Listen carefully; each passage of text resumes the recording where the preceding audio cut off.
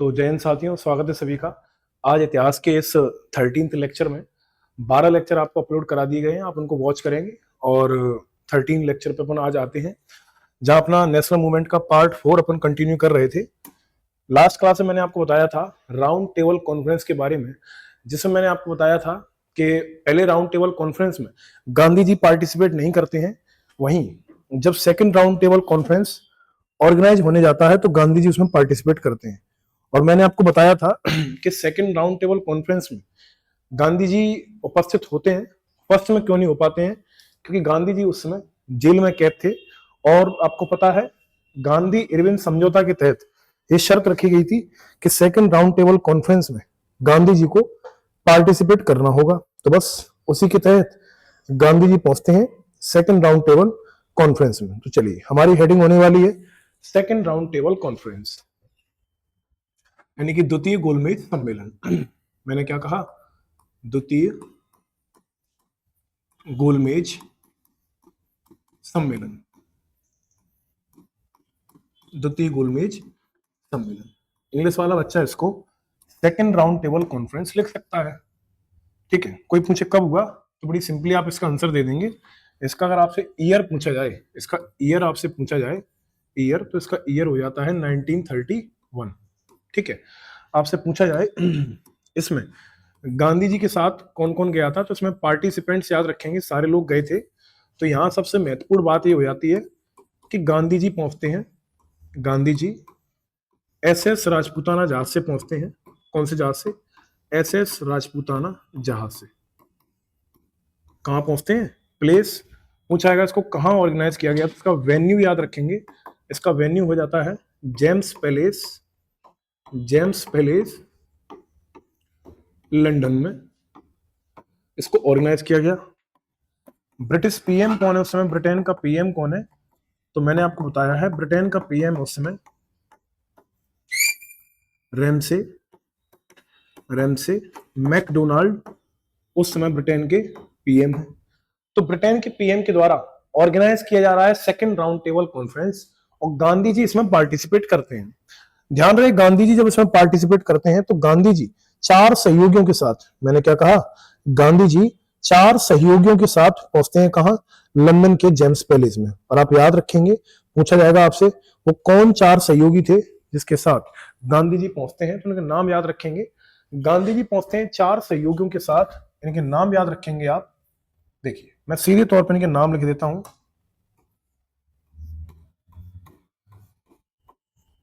एक है मीराबेन, ये कि गांधी जी की शिष्या हुआ करती थी। मेडलिन इनका नाम है, रियल नेम मीराबेन। इसके अलावा आप याद रखेंगे गांधी के साथ गए हैं पंडित मदन मोहन मालवीय, मदन मोहन मालवीय। तीसरा अगर आपको कैंडिडेट याद रखना है तो उनके साथ सरोजनी नायडू। कौन गई है? सरोजनी नायडू। और वहीं अगर आपको चौथा कैंडिडेट पूछा जाए तो एनी बेसेंट, एनी बेसेंट। ठीक है, तो ये आपसे एग्जाम में कई बार पूछे जाएंगे कि 4 लोग जो गए थे गांधी जी के साथ, उन चारों सहयोगियों के नाम बताइए। तो आप इनमें से जो ऑप्शन आपको दिखते हैं उन पे आप टिक करके आएंगे। अब यहाँ सबसे महत्वपूर्ण बात क्या है कि यहाँ सबसे महत्वपूर्ण बात यह है कि गांधी जी यहाँ किसकी डिमांड करते हैं। देखो, B.R. अम्बेडकर तीनों सम्मेलन में उपस्थित रहे हैं, ये बात मैंने आपको बता दी है। याद रखेंगे, यहाँ गांधी जी के द्वारा, गांधी जी के द्वारा डिमांड की जाती है, किसकी डिमांड की जाती है? मौलिक अधिकार की। किसकी की जाती है? मौलिक अधिकार की। चलो, कोई दिक्कत नहीं है, आप कहेंगे सर समझ गए बात हम। आपने कहा भी था कि सेकेंड राउंड टेबल कॉन्फ्रेंस में गांधी जी ने मौलिक अधिकार की मांग की थी, और ये बात मैंने आपको पॉलिटी में पढ़ाई भी है ना। ठीक है, इस दौरान और पॉइंट याद रखेंगे। इसमें B.R. Ambedkar, B.R. Ambedkar, B.R. Ambedkar, B.R. Ambedkar के द्वारा डिमांड की जाती है कितनी चीजों की। देखो, B.R. अम्बेडकर डिमांड कर रहे हैं, पहला तो कह रहे हैं दलितों को पृथक निर्वाचन चाहिए, दलितों को पृथक निर्वाचन चाहिए। पृथक निर्वाचन। किसको? दलितों को। अच्छा, ये डिमांड दलितों के लिए कर रहे हैं, जाहिर सी बात है ना। और याद रखें, ये बात कर रहे हैं स्पेशल वोट राइट की, विशेष विशेष मताधिकार, विशेष मताधिकार। और साथ साथ में ये बात कर रहे हैं किसकी? ये बात कर रहे हैं, आपको याद रखना है, अल्पसंख्यक का दर्जा। किसका दर्जा? अल्पसंख्यक का दर्जा, अल्पसंख्यक का दर्जा। तो चलो हम समझ गए बात को। और ये सारी की सारी डिमांड किसके लिए हो रही है? ये दलितों के लिए हो रही है। किसके लिए हो रही है? दलितों के लिए हो रही है, दलितों के लिए। बात समझे मेरी आप? यानी कि यहां महात्मा गांधी डिमांड कर रहे हैं मौलिक अधिकार की, वहीं बी आर अम्बेडकर डिमांड कर रहे हैं दलितों के लिए स्पेशल वोट राइट की, और साथ साथ में अल्पसंख्यक का दर्जा प्राप्त करने की। और याद रखना है आपको एक और पॉइंट इसी में, कि मोहम्मद अली जिन्ना, मैंने क्या कहा आपसे? मोहम्मद अली जिन्ना, मोहम्मद अली जिन्ना, मोहम्मद अली जिन्ना डिमांड कर रहा है मुसलमानों को पृथक निर्वाचन की। किसकी? पृथक निर्वाचन। और यहां पृथक निर्वाचन किसको चाहिए? मुसलमानों को निर्वाचन। किसके लिए? मुस्लिम के लिए चाहिए भैया, मुस्लिम के लिए। ये कह रहे हैं कि आप दलितों के लिए मांग रहे हो, हम मुस्लिम एम फॉर मुस्लिम के लिए मांग रहे हैं। किसके लिए मांग रहे हैं? मुस्लिम के लिए। तो ये बातें आप तीनों याद रखने वाले हैं इस दौरान। और पूछा जाए आपसे इसका निष्कर्ष क्या निकला, इसका रिजल्ट क्या निकला, इसका रिजल्ट, तो रिजल्ट भी याद रखेंगे, ये फेल रहा। रिजल्ट ये निकला फेल्ड। चलो, इतनी सी बातें आप लिखेंगे तसल्ली से, और इनको आप याद करने की कोशिश भी करेंगे। नोट्स में प्रॉपर इनको आप लिखेंगे। द्वितीय गोलमेज सम्मेलन, ईयर पूछा जाए तो 1931, और गांधी जी अपने एसएस राजपुताना जहाज से पहुंचते हैं। वायसराय का नाम है लॉर्ड इरविन भारत में, ठीक है। और इस तरीके से इसको रखा जाता है, किसी को कोई दिक्कत वाली बात नहीं है ना। इतना लिखने के बाद गांधी जी वापस आते हैं, गांधी जी भारत लौट के आते हैं, और गांधी जी को पुनः गिरफ्तार कर लिया जाता है। गांधी जी को पुनः गिरफ्तार कर लिया जाता है। Gandhi ji second round table conference के बाद भारत आते हैं और गांधी जी को गिरफ्तार कर लेते हैं। इसका आप स्क्रीनशॉट ले सकते हैं, और इसको चाहे तो आप लिख रहे हैं तो पॉज करके लिख भी सकते हैं। अगला आपका पॉइंट बनेगा कि गांधी जी द्वितीय गोलमेज सम्मेलन के बाद गिरफ्तार हो गए, क्योंकि इन्होंने फिर से आंदोलन चालू कर दिया। तो गोलमेज सम्मेलन के बाद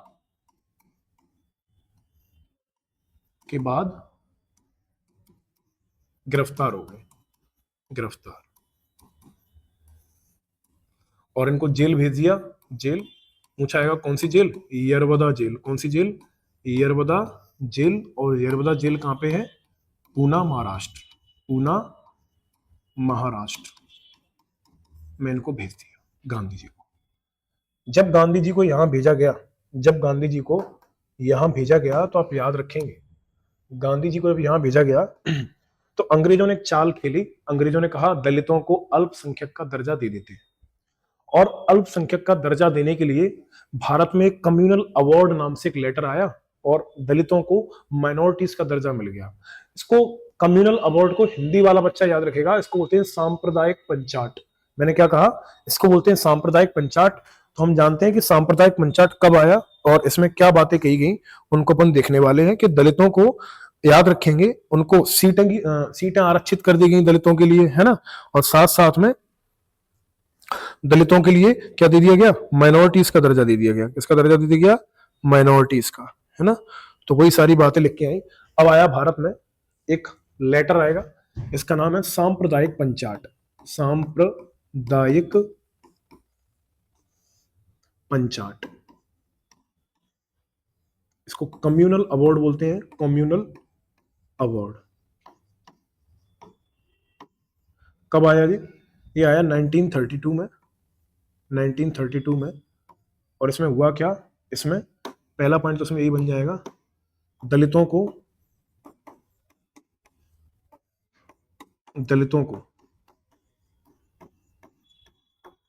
अल्पसंख्यक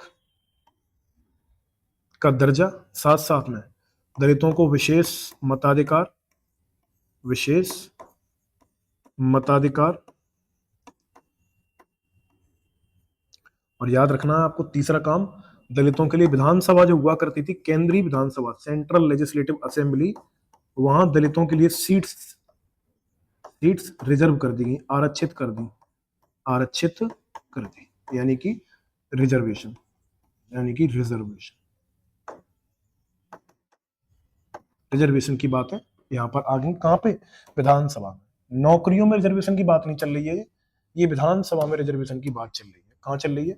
विधानसभा में। इसको बोला जाता है, आप याद रखेंगे, कम्युनल अवार्ड के नाम से इसको जाना जाता है। ठीक, इसको किस नाम से जाना जाता है? इसको कम्युनल अवार्ड के नाम से जाना जाता है। अब जैसे ही दलितों को ये सारे दर्जा मिले, जैसे ही दलितों को ये सारे के सारे दर्जा मिले, गांधी जी नाराज हो गए। गांधी जी ने कहा ये कैसे हो सकता है, तो गांधी जी नाराज हो गए और गांधी जी जेल में आमरण अनशन पर बैठ गए। किस में बैठ गए? आमरण अनशन पर। और गांधी जी कौन सी जेल में हुआ करते थे? गांधी जी हुआ करते थे पूना की यरवदा जेल में। जब गांधी जी आमरण अनशन पर बैठे, खाना पीना नहीं खा रहे हैं पूना की यरवदा जेल में, तो गांधी जी के सहयोगी जो हुआ करते थे, जैसे पुरुषोत्तम दास टंडन और चक्रवर्ती राजगोपालाचारी, साथ साथ में डॉक्टर राजेंद्र प्रसाद, ये तीनों के तीनों जेल में आते हैं और गांधी जी से वार्तालाप करते हैं। गांधी जी कहते हैं कि किसी भी कीमत पे दलितों को अल्पसंख्यक का दर्जा नहीं मिलना चाहिए, मुझे भीमराव अंबेडकर से बात करनी है। तब जेल में भीमराव अंबेडकर को बुलाया जाता है और 20 सितंबर 1932 के दिन, मैंने क्या कहा, 20 सितंबर 1932 के दिन गांधी जी और भीमराव अंबेडकर के बीच में एक समझौता होता है। इतिहास में इस समझौते को पूना समझौता या पूना पैक्ट के नाम से जानते हैं। किस नाम से जानते हैं? पूना पैक्ट के नाम से जानते हैं। अब आप लिखेंगे पूना समझौता, अब अपनी क्या हेडिंग डलेगी? पूना समझौता, पूना पैक्ट। कौन सा पैक्ट है अभी? पूना पैक्ट। ये आपका पूना पैक्ट, पूना पैक्ट, पूना समझौता, पूना समझौता। इसकी जब आपसे तारीख पूछी जाए एग्जाम में, इसकी डेट पूछी जाए, तो आप इसकी डेट भी एग्जाम में मेंशन करके आएंगे अगर आप रिटन एग्जाम की तैयारी करने वाले हैं तो। अन्यथा आप में तो टिक लगाने का मौका मिलेगा, तो आप ऑप्शन पे टिक कर देंगे। इसकी डेट है ये। ठीक, इस समझौते में क्या क्या वार्तालाप होती हैं वो देखते हैं अपन। इस समझौते में क्या क्या वार्तालाप होती हैं वो सारी बातें अपन देखने वाले हैं। ये पूना समझौता है आपका, ठीक है। इस समझौते में क्या क्या वार्तालाप होती है देखो ध्यान से। पूछा जाएगा ये समझौता हुआ किसके बीच था, तो गांधी जी, गांधी जी, गांधी जी और किसके बीच में हुआ है? बी आर अंबेडकर के बीच। किसके बीच में? अंबेडकर के बीच में, बी आर अंबेडकर के बीच में। अब जब गांधी जी और बी आर अंबेडकर के बीच में समझौता हुआ, तो इसमें गांधी जी ने बोला कि आप अल्पसंख्यक का दर्जा नहीं लेंगे, और बी आर अंबेडकर मान गए। बी आर अंबेडकर ने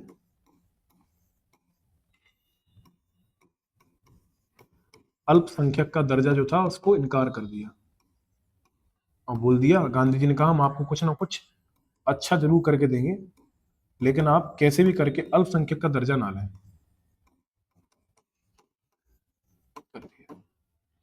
और साथ साथ में यहाँ पर जो लोग मौजूद थे उनके नाम भी आपसे एग्जाम में पूछे गए हैं, जो इस दौरान यहाँ मौजूद रहे, उन लोगों के नाम। तो मौजूद कौन कौन था यहाँ, तो अब याद रखेंगे, पुरुषोत्तम दास टंडन, पुरुषोत्तम दास टंडन, ठीक है। इसके अलावा यहाँ कौन मौजूद रहे? इसके अलावा यहाँ मौजूद रहे अपने चक्रवर्ती राजगोपालाचारी, चक्रवर्ती राजगोपालाचारी, सी राज गोपालाचारी। इसके अलावा यहां मौजूद रहे डॉक्टर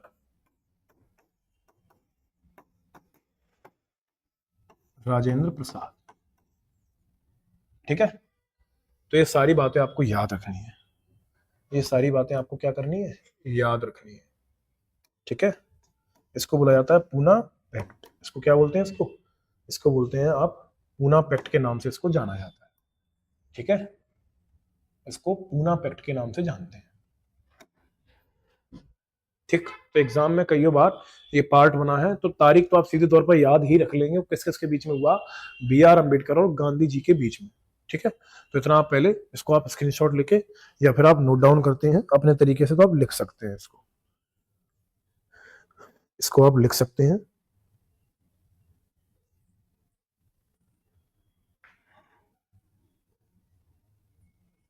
ठीक है,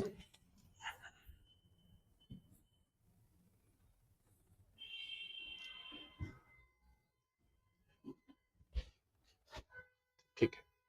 इसके बाद जैसे ही समझौता हुआ, फिर से हुआ थर्ड, अब हुआ तृतीय गोलमेज सम्मेलन।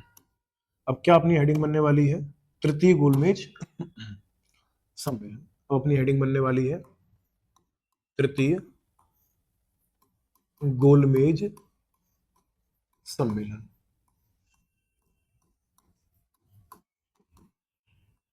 तृतीय गोलमेज सम्मेलन यानी कि सीधी सी भाषा में बोले तो थर्ड राउंड टेबल कॉन्फ्रेंस। कौन सी है ये, थर्ड राउंड टेबल कॉन्फ्रेंस। ये आपकी थर्ड राउंड टेबल कॉन्फ्रेंस है। ठीक है, थर्ड राउंड टेबल कॉन्फ्रेंस।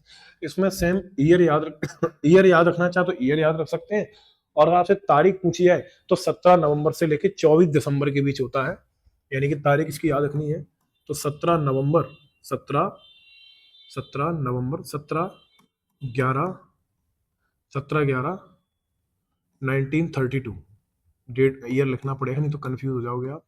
से लेके चलता है 24/12/1932 तक, ये इसकी डेट है। ठीक है, प्लेस तो सेम है, वही प्लेस कहाँ है, लंदन जेम्स पैलेस। कहाँ पे है, जेम्स पैलेस। पूछेगा पार्टिसिपेंट्स कितने, इसमें भागीदारी कितने लोगों की है, तो 46 लोगों की भागीदारी है। कितने लोगों की है, 46। गांधी जी नहीं रहे, गांधी जी अनुपस्थित, गांधी जी डिडंट पार्टिसिपेट। जी लगा दो, नहीं आप लोग नाराज हो जाओगे, गांधी लिख गया सीधा, गांधी जी ने भाग नहीं लिया, डिडंट पार्टिसिपेट, भाग नहीं लिया। ठीक है, रिजल्ट क्या निकला, ये भी फेल रहा, यानी कि फेल्ड। ठीक है, ये आपका हो जाता है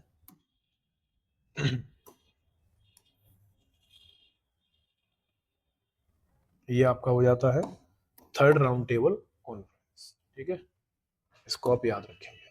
ठीक, थर्ड राउंड टेबल कॉन्फ्रेंस आप इसको याद रखेंगे। ठीक है, आप इसको याद रखेंगे। चलो, कोई दिक्कत नहीं है।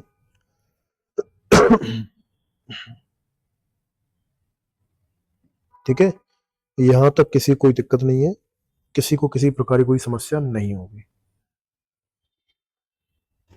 चलो, इसको लिखने के बाद आप एक बहुत महत्वपूर्ण टॉपिक अपन पढ़ेंगे। अब आ गया भारत में भारत शासन अधिनियम।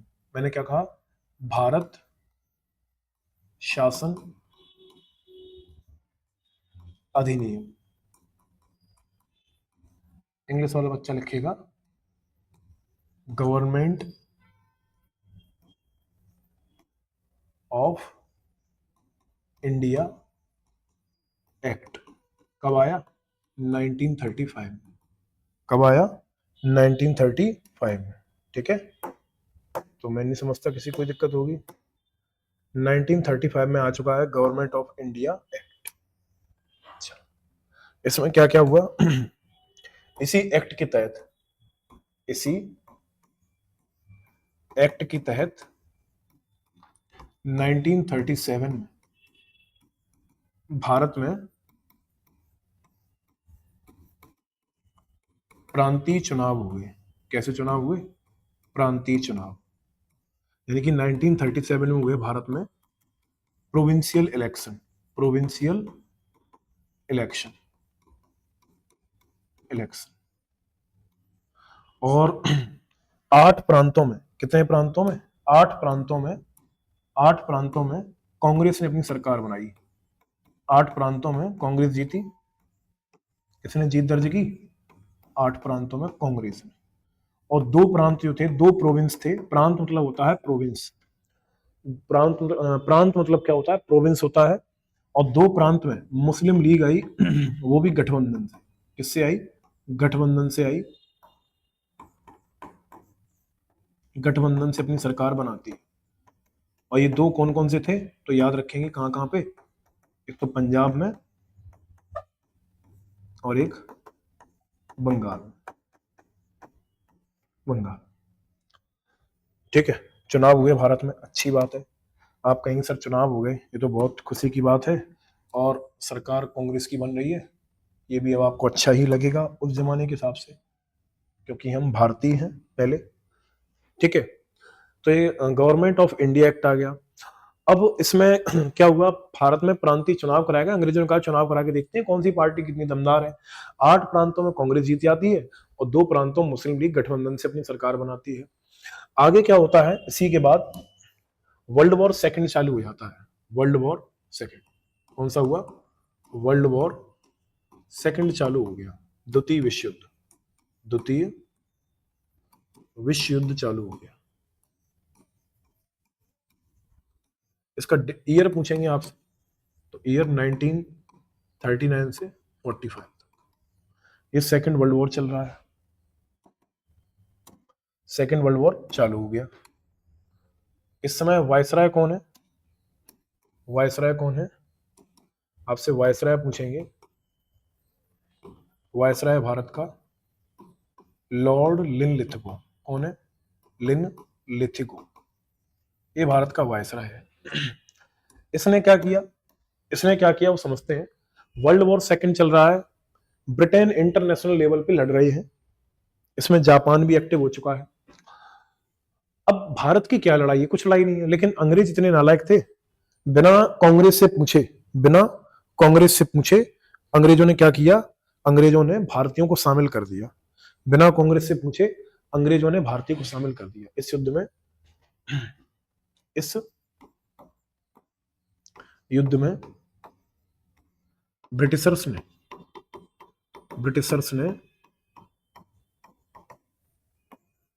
कांग्रेस से बिना पूछे, यानी कि भारतीयों से बिना पूछे, कांग्रेस से बिना पूछे, बिना पूछे भारतीयों को शामिल कर दिया, शामिल कर दिया। तो कांग्रेस नाराज हो गई, कांग्रेस नाराज हो गई। जब कांग्रेस नाराज हुई तो कांग्रेस ने कहा ये तुमने बहुत बड़ा रट्टा कर दिया, ऐसा नहीं होना चाहिए था। एक बार एटलीस्ट हमसे पूछ तो लेते, एक बार हमसे एटलीस्ट पूछ तो लेते कि शामिल करना है या नहीं करना है। लेकिन अंग्रेज इतने बदमाश हो रहे हैं कि पूछा ही नहीं और क्या किया? शामिल कर दिया। पूछा ही नहीं और शामिल कर दिया।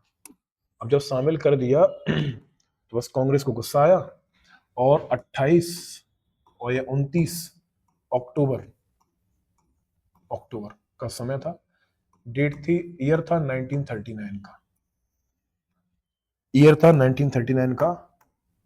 कांग्रेस ने 8 प्रांतों से इस्तीफा दे दिया। क्या दे दिया? इस्तीफा दे दिया। कितनी खतरनाक घटनाएं चल रही हैं, आप इनको ऑब्जर्व करें तो आप देखेंगे।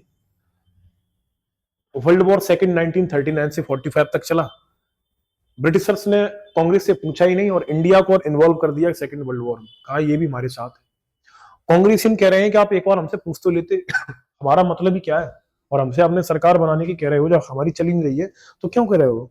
और आप लोग हम लोगों को बिना हमसे पूछे सेकंड वर्ल्ड वॉर में शामिल कर रहे हो, ये तो बहुत गलत है ना। बस कांग्रेस को गुस्सा आई, कांग्रेस को जैसी गुस्सा आई, कांग्रेस ने क्या किया? इस्तीफा दे दिया। जैसे ही कांग्रेस ने इस्तीफा दिया, मुस्लिम लीग खुश हो गई। मुस्लिम लीग ने कहा अच्छा हुआ इन्हें इस्तीफा दे दिया। यानी कोई पार्टी मेजोरिटी में आ रही है और एक पार्टी छोटी पड़ रही है। देखो मुस्लिम लीग की क्या औकात है भाई, क्या औकात है? 2 प्रांतों में सरकार बना रही है, इसको लगा इनने छोड़ दी, इसका मतलब क्या है, अब हमारा वर्चस्व चलेगा, अब हमारा वर्चस्व चलेगा। जैसे ऐसे समझो जैसे कोई पार्टी है बहुत बड़े लेवल पे विकसित हो रही है, अब वो क्या है, भैया हम तो अब इस्तीफा दे रहे हैं, संन्यास ले रहे हैं, तो छोटी पार्टियां खुश हो जाएंगी, उन्होंने कहा अब हमें आगे बढ़ने का मौका मिलेगा। तो इतने खुश हुए, इतने खुश हुए कि आप याद रखेंगे 22 दिसंबर की तारीख थी। कब की तारीख थी? 22 दिसंबर की। कुछ ज्यादा ही खुश हो गए थे। 22 दिसंबर की तारीख थी, 22 दिसंबर 1939 को ये तारीख थी। इतने खुश हुए कि जो मोहम्मद अली जिन्ना थे, मोहम्मद अली जिन्ना, इस तारीख को इन्होंने क्या मनाया पता? ये बोले हम तो बहुत खुश हैं, और इस तारीख को इन्होंने बना दिया मुक्ति दिवस। कौन सा दिवस? मुक्ति दिवस। आप नालायकी देख रहे हो उनकी, मुक्ति दिवस बोल रहे हैं, हमें तो मुक्ति मिल गई, अच्छा रहा। और इसी तारीख को डॉक्टर बी आर अम्बेडकर, अब ये ऐसा क्यों कर रहे हैं ये आप ही लोग बता सकते हैं। इन्होंने क्या कहा? इन्होंने कहा कांग्रेस से, भैया तुमने इस्तीफा दे दिया, धन्यवाद दिवस। इन्होंने धन्यवाद दे दिया। एग्जाम में पूछे जाते हैं कि धन्यवाद दिवस कब मनाया गया, तो आप याद रखेंगे 22 दिसंबर 1939 को। किसके द्वारा मनाया गया? तो बी आर अम्बेडकर के द्वारा। और मोहम्मद अली जिन्ना के द्वारा कौन सा मनाया गया? मुक्ति दिवस मनाया गया। कौन सा दिवस मनाया गया? मुक्ति दिवस। तो एग्जाम का पार्ट बनते हैं, पूछते हैं कि कौन सी तारीख को मनाए गए, तो आप याद रखेंगे इनको, इस तारीख को बनाए गए थे, है ना, इस तारीख को बनाए गए थे। बस अब अपन पढ़ेंगे आगे चल के। अब डिमांड होगी इंटरिम गवर्नमेंट की, और अब आएगा भारत में क्या? अगस्त ऑफर 1940 में। कब आएगा? 1940 में।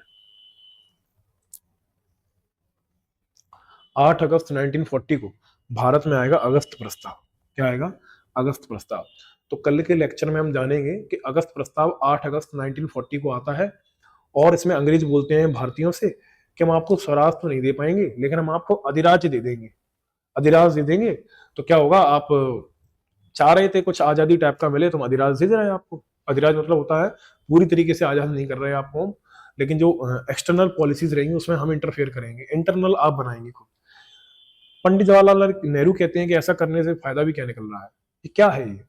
तो अगस्त ऑफर जो आया था 8 अगस्त 1940 को, इसको ठुकरा दिया गया, रिजेक्ट कर दिया। और पंडित जवाहरलाल नेहरू कहते हैं ये तो दरवाजे पर लगी जंग की कील है।